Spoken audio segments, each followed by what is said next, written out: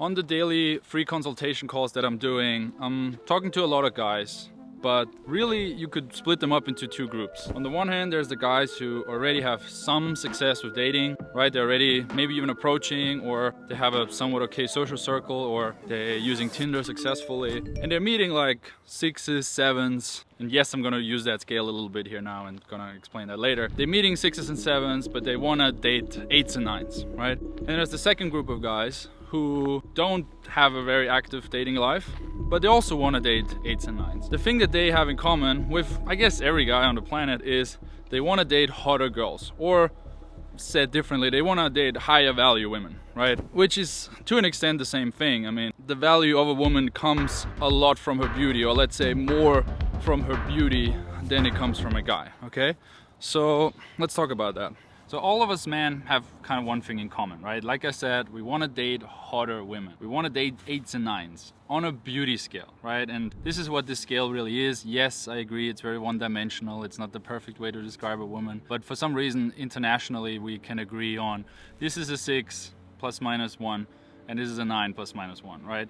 So that's why this scale prevails, and we're still using it, even though it's very basic, okay? But let's talk about what is a 7.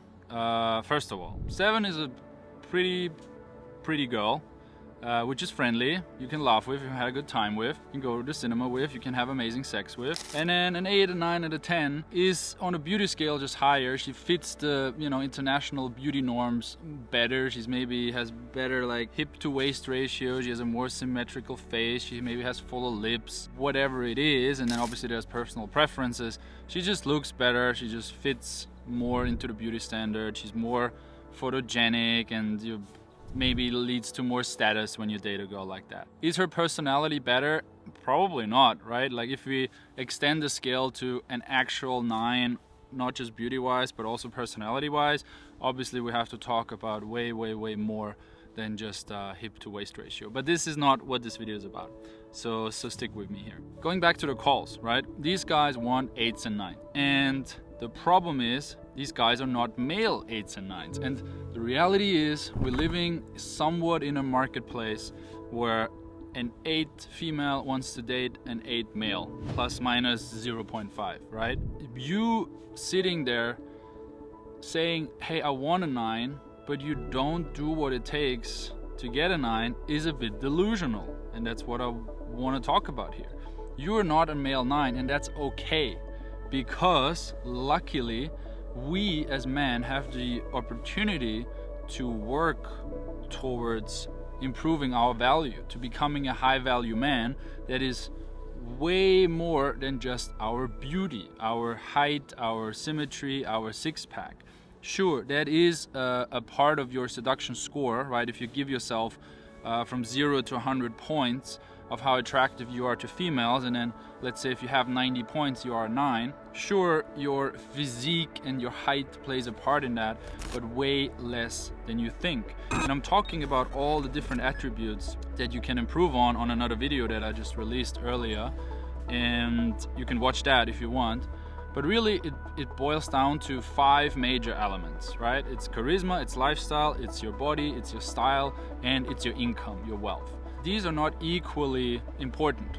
The 2 main things are your charisma and your lifestyle.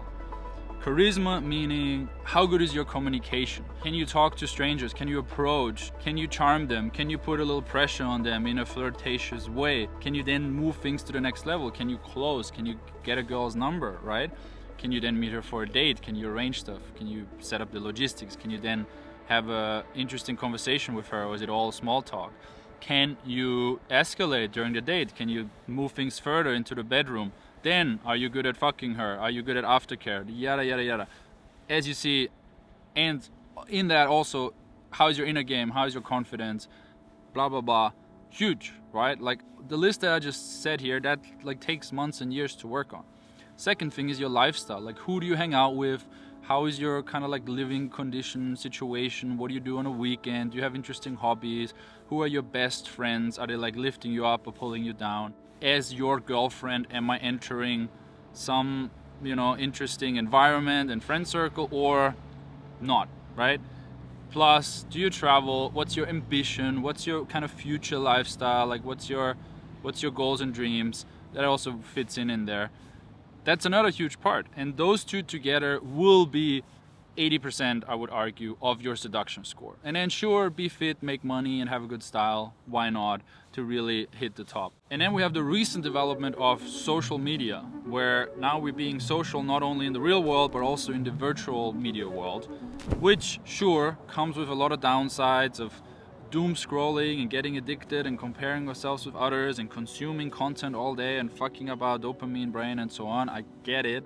But I always say create, don't consume. And I talk about that a lot in other videos. But let's assume you're using social media to your advantage, which you definitely can. Now it's the thing that glues the two together. Now you can be charismatic, you can be a good storyteller, a good visual storyteller as well. You can be a good communicator, you can be funny, you can be charming online and show an interesting lifestyle and broadcast that to the world, to everybody who you met in the real world, right? Again, I'm repeating myself from other videos here. If you watch that, excuse me, but social media is not about DMing girls. It's not about becoming famous or an influencer or amassing a huge following or anything like that, or getting the blue check mark or getting a lot of engagement. That's not what it's about.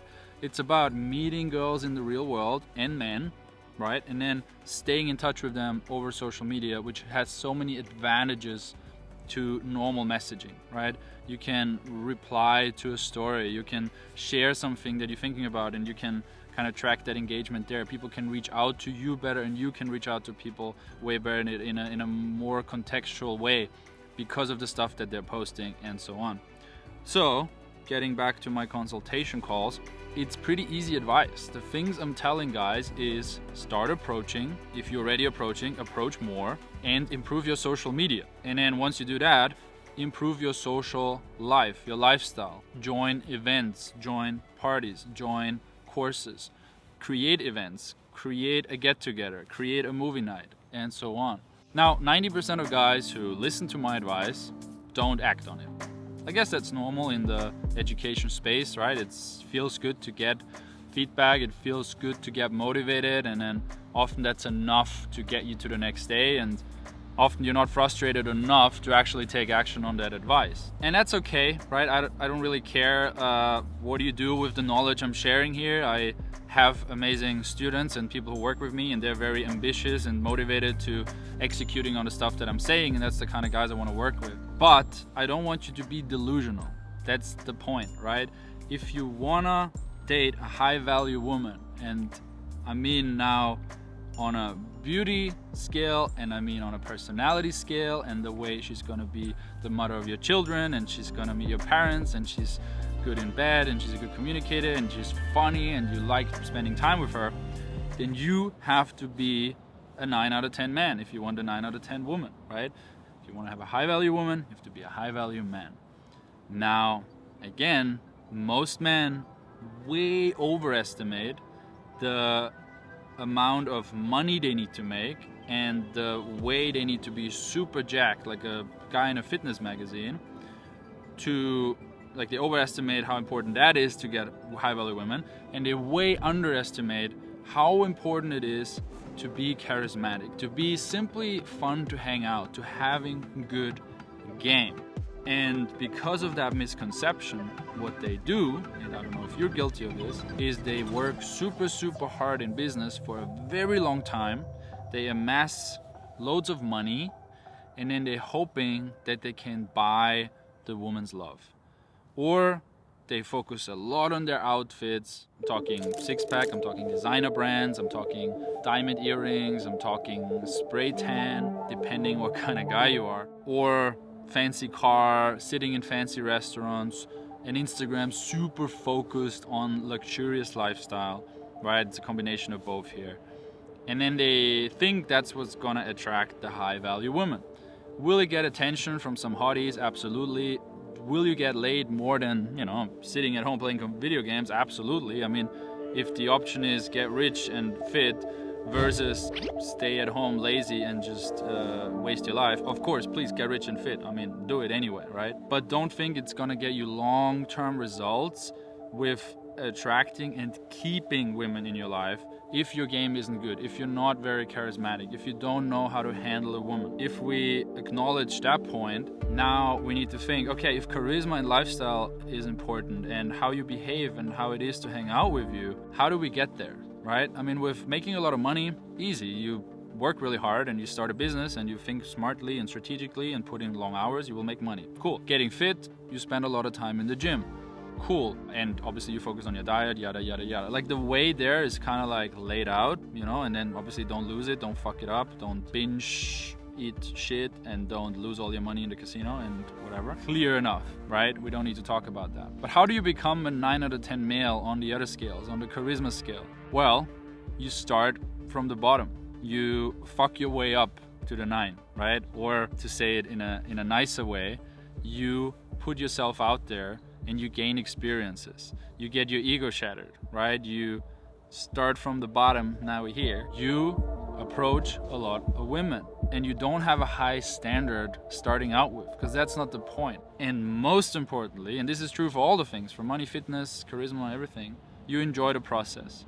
It's not about ending up with that super high level woman, right? It's also not about driving a Bugatti, right? If you get born and the first thing your dad gifts you as your first car is a Bugatti, I don't know if you're into cars, but let's just assume, it loses its value. Like, how much better is it to live a life where you start out with the shittiest car that breaks down every week, and then finally you can afford a more reliable car, but it still doesn't look good and the speakers are horrible, and then you get a job and you buy a better one. You know, this is a car example, but obviously it's a metaphor. And then you really work hard and you're smart and you meet a friend in a dealership, and then you get this car, and over the time span of 20 years, you finally end up with that dream car of yours. Or you're not into cars and it doesn't matter to you anyway, but again, it's a metaphor. Isn't that a way more interesting, enjoyable story and experience than I turned 18, I got my driving license, and my rich dad bought me a Bugatti, and that was when I got the best car that ever exists in these metrics, and since then I don't get more enjoyment out of cars, right? Pretty boring. So, similar with women, if you want to get to the top, you have to start somewhere. And if we talk about charisma being very important, you need to start building your charisma if you're not born with it. Some people have it more than others, right? Some people are just born more charismatic, they're born more extroverted. Doesn't mean they're better humans, doesn't mean they lack a lot of stuff that maybe us introverts, us analytical guys have. Maybe they look at us and think, damn, I wish I could, put things together like that. I think I would shut up sometimes. I'm always so extroverted. You need to learn charisma, and you learn that by exposing yourself to the world, by interacting, by going out and handing out compliments to people without expecting anything in return. You're also doing it by simply being more upright, by looking people in the eyes, by saying hi to people, by noticing things, by being more aware. And you do that mainly through cold approach. So cold approach is not this thing where you become a pickup artist and you are this manipulator where you try to heighten your lay count to 1,000 plus and every woman is now a target, and you're trying to strategize how you can get her into bed, and then the next one and the next one. No, it's not that. Maybe it was 20 years ago, maybe in the pickup days that was the main message. Cold approach is a phase in your life where you intensively focus on building a skill, and that skill is charisma, game, communication skills, escalation skills, etc. And that phase, for some men, takes longer than their whole life because they never focus on it, because they think other things are more important. But I'm telling you, it's not. I'm spending a lot of time around very beautiful and very high value women, and I talk to them all the time, and they have offers. They are spending time in big cities, New York, London, Dubai. They're around men with 8-figure, 9-figure net worths, and they're not dating these men. And I'm like, what's wrong with you? Why you don't like this guy? And they're telling me, he's not my type, he's weird, he talks too much, he says this, he said that, da. When he couldn't handle me, he got offensive, he texted really fast, or he couldn't handle when I canceled on him, and yada yada. All in the kind of like package of game. So cold approach is that phase in your life where you focus on game, you focus on building your charisma by extensively approaching people. Most men never do more than 50 cold approaches in their life, right? Even if you count in other forms of cold approach where the goal is not to having sex or going on a date with a woman, but simply like meeting somebody at a networking event. Imagine you could do 500 to 1,000 approaches in a span of 1 to 2 years, and building that skill, it would be so beneficial to you. And understand that this is hard. It is super difficult to starting this by yourself. If it would be easy, everybody would be doing it, right? And I couldn't do it myself. When I was 22, 23 years old, I was running up and down the streets of Vienna trying to give compliments to people. I knew I want to learn this skill. I want to develop myself on this level. I'm technically good, I'm smart, I'm charming when a girl comes to me, but I'm unable to reaching out and getting women into my life. So for me, it was very clear I want to work on that. And only when I met my mentors, I got good at that, right? So I want to be your mentor. If you want to book a free consultation call, you can click below. But keep in mind, charisma is very important. Lifestyle is important. Yes, your social media is very important. I know you're not the kind of guy who wants to post on Instagram every day, and you don't have to, right? I have a strategy where you create a profile once, which takes 1 or 2 days, and then you can upkeep your profile with only a few minutes per week, and that way you 10x your results, I swear. Yes, you can survive without Instagram and still have a good dating life if you get girls on dates right away, right? But to be honest, you're missing out on, I would say, 80 or 90% of the results if you just don't focus on that.